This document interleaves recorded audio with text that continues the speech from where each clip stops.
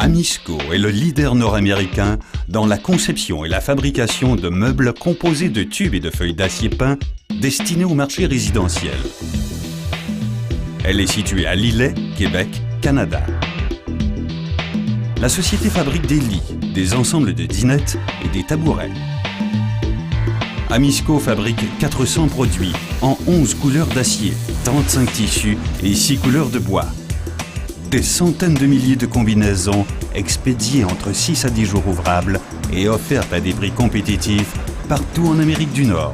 La signature « Votre look, votre style de vie » reflète son positionnement design et qualité pour l'aménagement des foyers. Amisco, c'est approximativement 50 millions de chiffres d'affaires par année. C'est à peu près 400 employés et c'est quand même un employeur important dans la région de Lillet. En 2003, Amisco a atteint des revenus de près de 47 millions de dollars. En 1983, 35% de la production d'Amisco était exportée aux États-Unis. 20 ans plus tard, on réalise 70% de nos ventes sur le marché américain et 30% de nos ventes sur le marché canadien. C'est à peu près 800 clients qui ont au total approximativement 4000 points de vente. Alors c'est vraiment une distribution dans tous les États américains et toutes les provinces canadiennes. Amisco a 5 critères de premier plan dans la production et l'offre de ses produits. La qualité, avec une garantie limitée de 10 ans. Un design attrayant. Grâce à des designers de haut niveau, l'innovation est au rendez-vous. Plus de 20% des produits sont remplacés annuellement. La livraison, un court délai de 6 à 10 jours ouvrables, marque un avantage indéniable sur la concurrence d'outre-mer. La variété, les 400 produits avec 11 couleurs d'acier, 35 tissus et 6 couleurs de bois représentent plusieurs milliers de combinaisons. Le prix, Amisco offre toujours le meilleur rapport qualité-prix. Ces critères permettent d'offrir rapidement un produit correspondant précisément au goût du consommateur. Amisco est une entreprise familiale qui a assuré sa croissance de père en fils. C'est l'esprit d'entrepreneurship de Joseph Poitras, au début du XXe siècle, qui a permis à son fils Léonard de fonder une entreprise qui deviendra Amisco en 1954. Selon les estimations courantes, 75% des PME québécoises sont des entreprises familiales. Pourtant, 70% d'entre elles ratent la transition de la première à la seconde génération et 90% échouent lors du transfert à la troisième génération. Chez Amisco, c'est l'histoire de 4 générations qui se sont passées le relais. Amisco, c'est d'abord et avant tout du capital humain, avec près de 400 personnes. Ses employés, répartis dans 9 départements et services à son usine et ses bureaux de Lillet, comptent en moyenne 12 années d'ancienneté. Leur expertise et leur implication sont mises à contribution afin d'optimiser la satisfaction et la loyauté de nos clients. Les solutions viennent des gens qui vivent les problèmes. Donc ça, c'est pas à négliger. Il faut instaurer des mécanismes, des façons de les consulter. Puis ça, tout le monde est gagnant là-dedans. Les 5 avantages concurrentiels sont les éléments sur lesquels mise Amisco pour faire face aux 2 menaces de l'heure. La concurrence asiatique, qui occupe maintenant 50% du marché américain, et la fluctuation du dollar américain. Nous travaillons sans cesse à l'amélioration de la productivité, au contrôle des coûts et à l'innovation, et ce sans compromis sur la qualité des produits et sur le service à la clientèle. Amisco est à l'affût des tendances du marché afin d'être proactif. Le meuble, c'est un monde de mode. Alors, c'est très important de toujours renouveler la gamme de produits. Et Amisco met beaucoup d'efforts. On renouvelle à peu près 20% de la gamme de produits actuellement de façon annuelle. Et on veut même aller vers 25-30% de la gamme qui va devoir être renouvelée afin de demeurer une compagnie très attrayante pour les détaillants de meubles. Pour survivre dans un marché mondial où la constance, c'est le changement, Amisco et ses gens sont condamnés à être les meilleurs. Ce que nous avons réussi depuis 1954. On est dans un ère où on fait des changements, on est dans une période où on vit beaucoup de bouleversements. C'est pas juste Amisco, c'est toutes les compagnies qui ont une compétition qui est moindrement internationale ou mondiale. Amisco, il y a une compétition qui est mondiale. C'est encore très présent chez Amisco, le besoin d'être focusé. Puis je pense que c'est des belles leçons qu'on a tirées de la période 90-94, qui avait été une période un peu plus difficile pour l'organisation. Une tradition qui remonte à plus de 50 ans. Une main-d'œuvre qualifiée, des procédés de fabrication en constante évolution, un engagement à surpasser la concurrence internationale. Une grande flexibilité qui permet de répondre aux besoins spécifiques des clients qui exigent parfois des produits exclusifs. Amisco, des produits de classe mondiale qui se démarquent par la qualité, l'innovation, le design.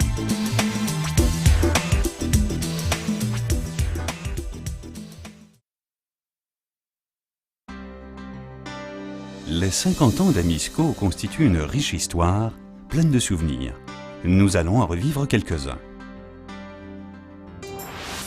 En 1971, Bertrand Poitras, formé en génie mécanique, se joint à son frère Martin pour s'occuper de planification et de contrôle de production.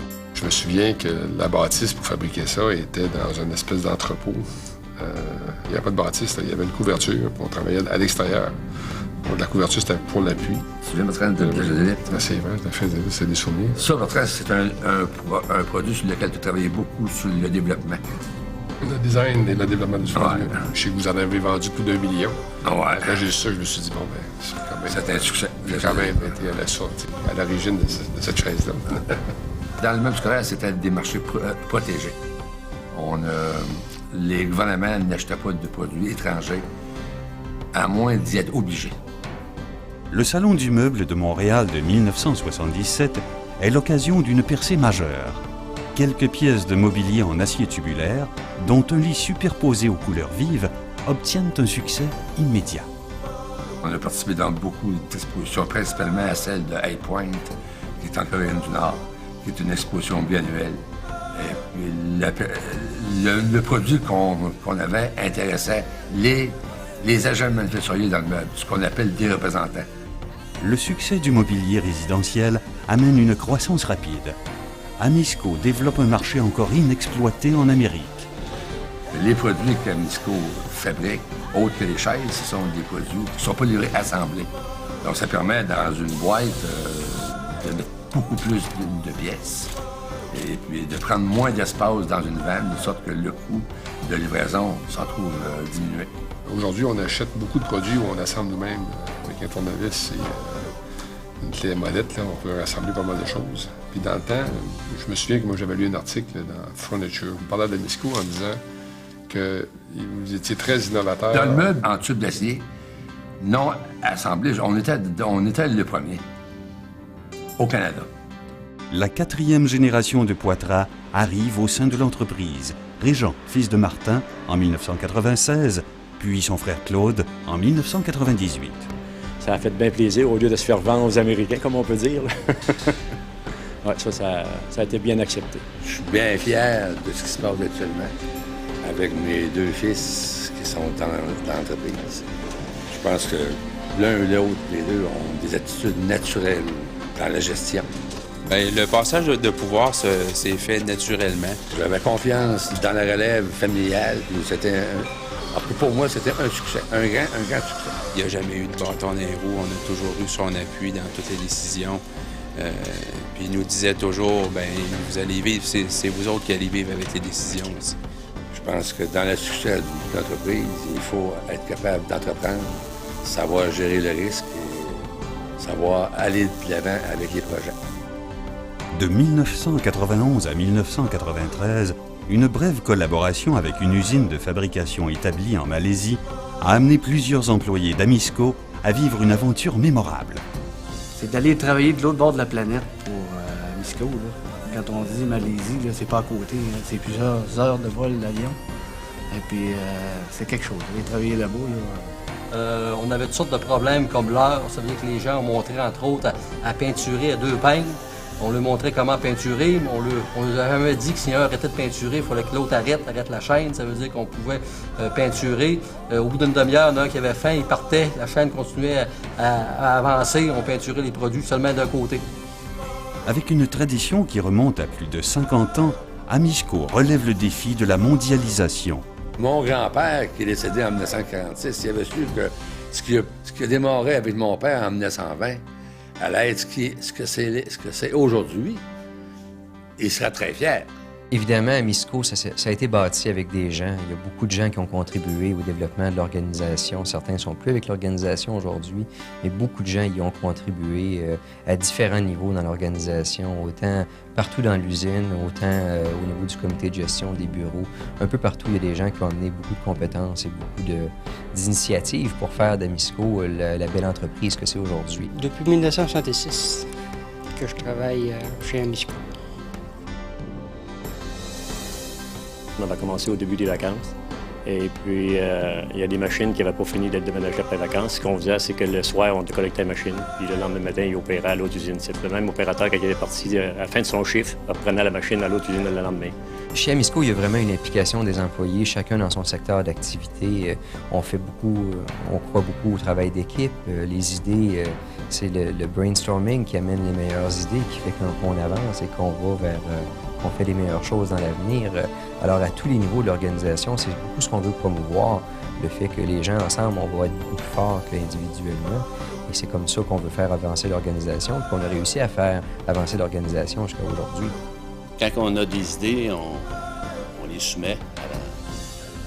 On négocie ça, mais bien souvent, moi, je pense oui. Je pense qu'on a une bonne oreille là-dessus. On va suggérer quelque chose, puis ils vont en tenir compte. Oui. On se fait écouter. C'est bon aussi, parce que ça fait du bien au moral de se faire écouter. De plus en plus, on va maintenant travailler encore plus près des gens dans l'usine en faisant des caissons et des choses comme ça, parce que c'est eux qui détiennent les belles idées, qui vont nous aider à continuer à avancer puis faire qu'on va un jour fêter notre 75e anniversaire. Oui, moi je dis qu'on est capable de faire... ce qu'on produit là, c'est déjà beau, c'est déjà énorme. On est capable d'encore plus. Il y a des améliorations qui se font dans la partie patronale, syndicale aussi. Tout cet ensemble-là, ça va donner un résultat. Ça ne peut pas faire autre chose. C'est rarement des grands bouleversements ou des grandes idées qui font la différence. C'est les idées, les petites idées et les efforts de tous les jours qui amènent l'organisation à évoluer et à réussir. Aujourd'hui, on a une compétition qui est très intense, qui nous vient de rien. C'est sûr qu'il faut être bon dans ce qu'on fait. Il faut focusser dans ce qu'on est le meilleur. On prend toutes les mesures qui s'imposent pour y arriver. Et Amisco, dans ses 50 ans d'existence, a vécu aussi beaucoup de changements. Qu'on pense aux meubles scolaires faits avec une base de fonte puis des composantes en bois. La transition qu'il y a eu après, c'était d'abandonner la base de fonte pour une structure en métal. C'était un bouleversement, ça. Aujourd'hui, il faut produire plus qu'on produisait. Ça fait que, non, ça change la technologie, mais on s'est adapté un peu à ça. Donc, il y a des personnes qui sont meilleures dans certains jobs, fait qu'ils prennent des cours, puis ils s'améliorent aux autres aussi. Quand une nouvelle machine rentre, on est prêt à faire feu avec ça. C'est impressionnant. C'est la première machine qui était impressionnante qui est rentrée, que j'ai vue. Le premier robot soudeur qui est rentré ici, on l'a surnommé Tico. C'était le premier. Lui, c'était... celui-là qu'on a là présentement, lui, c'est le bras qui se promène, les tables restent fixes, puis il décante. Mais Tico, lui, le sommier tournait. Il y a des décisions qui sont dures à prendre, qu'on pense à l'abandon de la ligne de meubles scolaires. C'est des grosses décisions. À l'abandon aussi des lits superposés en 1999. Donc, c'est des décisions qui sont difficiles à prendre puis qui sont motivées par le changement, par l'obligation de faire des changements, l'obligation de s'améliorer, le focus qu'il faut avoir sur les produits, sur notre marché.